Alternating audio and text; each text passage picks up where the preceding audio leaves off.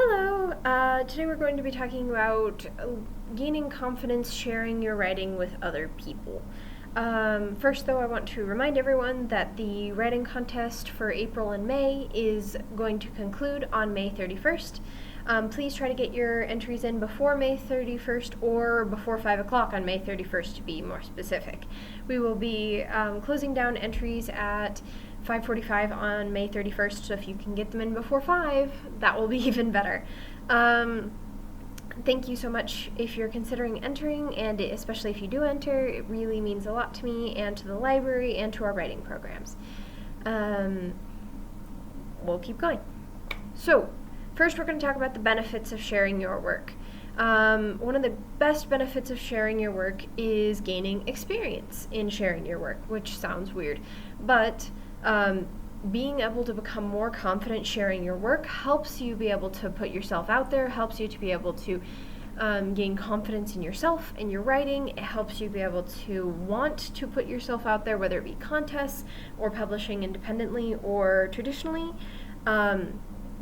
And cursorily, the other benefits that there are is that you can get feedback from other people. Constructive criticism, we're going to talk about that here in a minute. You can get feedback, which can be really important if you share your writing. And you can also market your novel, which, whether you're going traditional or indie, is incredibly important. If you're going indie, it's crucial and vital. However, if you're going traditional, it's actually good and helpful, but it's not vital, because of the fact that your publishing company should be doing a lot to promote you on their own. However, if you're already promoting yourself, that definitely does actually help them want to pick you up and give you a traditional publishing contract. So it's beneficial either way, whether you're going independent or traditional. It's just a how much will it be? The first thing that I would recommend is reading it aloud to yourself and practice being kind to yourself and not tearing yourself down. A lot of people find that when they go to read their work out loud, they find all of the problems in their work, and even though that can be beneficial for editing purposes, it's not beneficial for helping yourself feel good about sharing your work. The best thing you can do when you're not editing it is to read it out loud to yourself and just be kind to yourself and try to find the things you love about your work and try to compliment yourself and try to gain that self-confidence. That is going to help make it so that you're not just tearing yourself down, you're building yourself up, and you're able to build that confidence in sharing your writing. Next, I would say try sharing it with people that you trust the most. Now, these are likely to be people who will be biased and that will tell you it's just great, like, don't change anything, it's perfect just the way it is, even if they're not necessarily even if that's not necessarily the best advice. It can be really good in helping you gain your confidence in wanting to put your novel out there and sharing your novel with other people. I would definitely say don't assume that it's perfect just because they say it is. Granted, also take into account also who it is. A lot of people think that, oh, just because you're my friend, you're biased. Well, not necessarily. I actually have some friends that I know if I share my work, they will automatically say it's great. And then I have other friends who I share with, and they will be like, it's great, but here's the problems and things you can work on. And both are beneficial. But I need to know which ones are which because gaining confidence is better with the people who are biased in some ways. However, it's good to branch out to those next who can give you constructive feedback. You know these people love you and care about you and love your work and are being honest about how they feel because they're giving you constructive feedback. They're not just saying it's all amazing, they're saying it's amazing, but this sentence didn't make sense. Or it's amazing, but I don't know what the main character looks like. Could you describe them more? Those are examples of constructive feedback someone might give you. And honestly, you can take their opinion with a little more weight. Because if they're willing to give you constructive criticism, that means that the more than likely they are telling you the truth when they say, I love this novel. If they're willing to give you constructive criticism, it's far more likely that that's the case. It's important to differentiate those two different groups, though, because having a group that tells you, oh, it's amazing, and having a group that tells you it's amazing, but here are the things you can fix, are definitely both important groups to have. You don't want to just have people who can give constructive criticism, because it's important to give yourself some confidence and to have people who just love your book because they love it. But it's also important to not just have people who gush all over you and tell you how amazing it is, and don't tell you that there are struggles, because there will always be struggles. It doesn't matter if you're Brandon Sanderson or writing your first short story in second grade. You are going to have struggles and challenges with your writing, and you always will. There will always be ways that you can make your writing better. Anyone who goes to a traditional publisher has a professional editor, and so it's not fair to look at their writing and go, oh, they're just amazing right out of the gate. No, they always have an editor.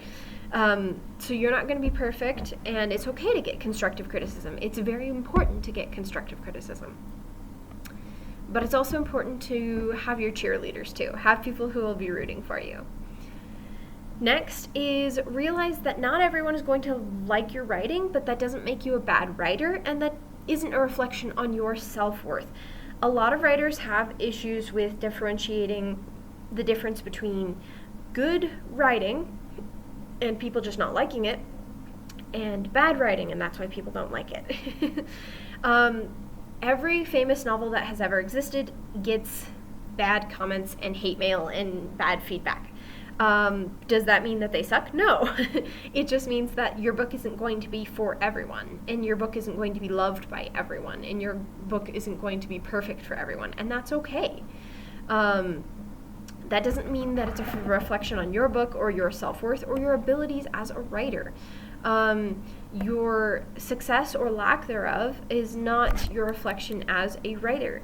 So if you start sharing your work with other people and you get people saying like, ugh, I hate it, that doesn't mean that you're a bad writer. Maybe they don't like it because they don't like romance, and so they don't like your short story because it's a romance short story. Maybe they don't like your novel because they don't like fairies, and the whole concept is based around fairies. You shouldn't just assume that just because one person hates it, everyone's going to hate it and it's bad. And it doesn't mean that you're a bad writer either. It just means that maybe they don't like it for some other reason. Maybe it's not their taste. Maybe it's not their thing. Maybe they've had a bad experience with this type of book in the past, and that's why they don't like it.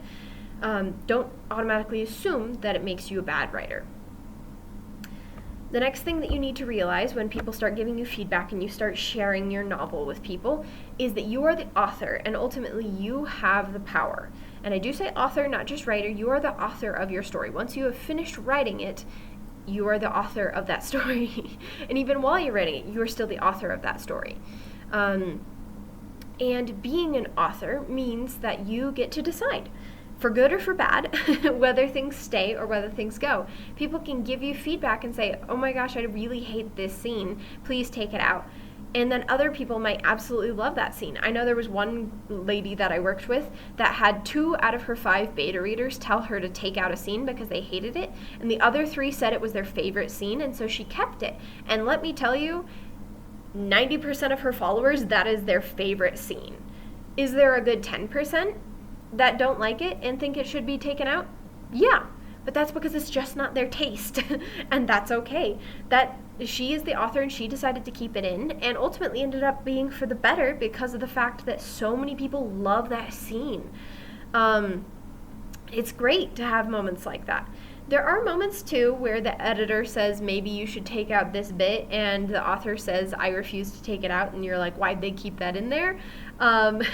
For an actual, like, it doesn't make sense with the plot purpose, not just a, like, I like the scene or I don't like the scene, like, it doesn't make sense for the plot purpose.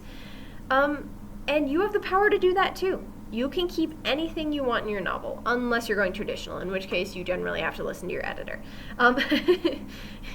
And your editor is kind of the boss. However, if you're going independent, and if you're talking to your beta readers, and if you're talking to your family, and if you're talking to your friends, ultimately, during that time, and if you're going independent during that time as well, you have the power to say, no, I don't want to get rid of that scene, or no, I actually really like this description, or hey, I think that we should add this here, even if you don't think that we should add it. That's okay, and that's important to remember, because it gives you a little bit more power and helps you feel a little more powerful instead of powerless when people start giving you feedback. Instead of just saying, oh, they gave me feedback, I guess I have to do that now. You don't have to take everyone's feedback. In fact, I wouldn't recommend you take everyone's feedback. Not everyone's feedback is going to be accurate and correct. And even with editors can be biased too. There are times when there have been people that are like, oh yeah, I got rid of this scene because my editor told me to, and I read the scene and I go, why? It doesn't make sense. There's no reason for it. But then there are other times where it's like, I kept this scene even though my editor told me not to, and I read it and I'm like, yeah, I'm kind of confused why you kept that. But that's okay. Again, it's a personal preference thing, and that's okay. Yes, should you listen to professionals? Yes. Should you take them more seriously? Also yes. Don't just dismiss them out of hand. However, that's the thing about constructive criticism. You have the power to think about it logically. Don't just let your emotions get in the way and say, well, I think it's perfect, so meh, and toss it out the window. Genuinely think about it. Like my one client did, where she genuinely thought about it and was like, hey, these 2 beta readers hate it, these 3 beta readers love it, my editor loves it, should I keep it? And she genuinely thought about it and genuinely wondered about it and genuinely thought, yes, it's the majority, but does that mean it's right? Does that mean I should keep it, or does that mean I should axe it? And she ultimately came to the conclusion to keep it. You need to think about it seriously. With sharing your work, realize that you have the power, but you also need to be willing to take constructive criticism and think about it. At least think about it. Don't just dismiss it out of hand. Next thing I would recommend after you realize like you have the power, you've got this, and you've started sharing it with your friends and family, both constructive and not constructive, is to share it with contests and writing groups that you trust. Because writing groups can be very beneficial not only for feedback, but for getting a general consensus, kind of like beta readers where you get a variety of opinions, both good and bad. And it's good to share with contests too, because contests are big, wide, varied things. And sometimes it's about taste, sometimes it's about style, sometimes it's about genre, as to why you do or don't get accepted into being the winner of a contest. And that can help you learn a lot about what kinds of things there are in the world. There are lots of times where I have lost contests and I've read and they've posted the winner and I've read the winner and I'm like, I'm not sure why that won. And then there are other times where I'm like, oh, okay, so based on this, this, and that, it was a genre preference, or it was a character preference, or I just wasn't their style. They were looking for a more goofy, funny style, and I have a more eloquent, older style kind of thing. That can very much tell you a lot about yourself, your writing, and other people, and it's good to share. Finally, I would say after you've gotten your practice with all of these things, take the leap into social media and be willing to market your writing, because that is going to do a lot. Whether you're going traditional or independent, it is going to do a lot to market your writing effectively. Independent, it is going to make or break you, unfortunately. And traditional, it is going to boost you. For every, I would say, 100 followers that you have, that much more they're going to take you seriously and be like, oh, she can really market, or he can really market, or they can really market. I should specify. I really want to take them more seriously and look more into their writing, because there is clearly a market for this and people clearly like this. So I should take it more seriously. And don't be afraid of hate comments on social media. That's a part of life.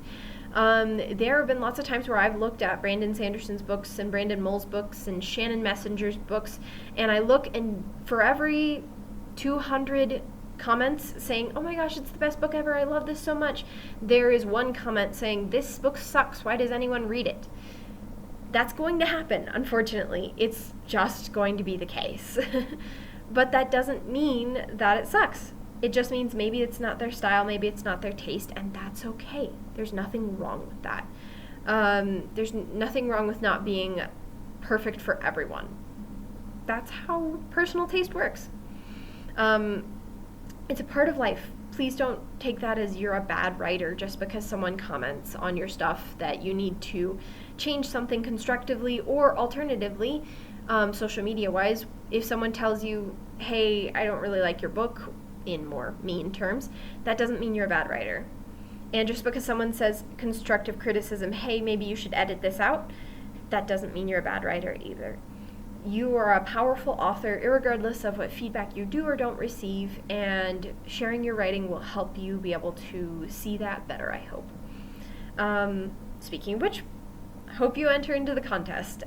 You will automatically receive feedback whether or not you win, and you will receive a participation prize whether or not you win a grand prize. Thanks.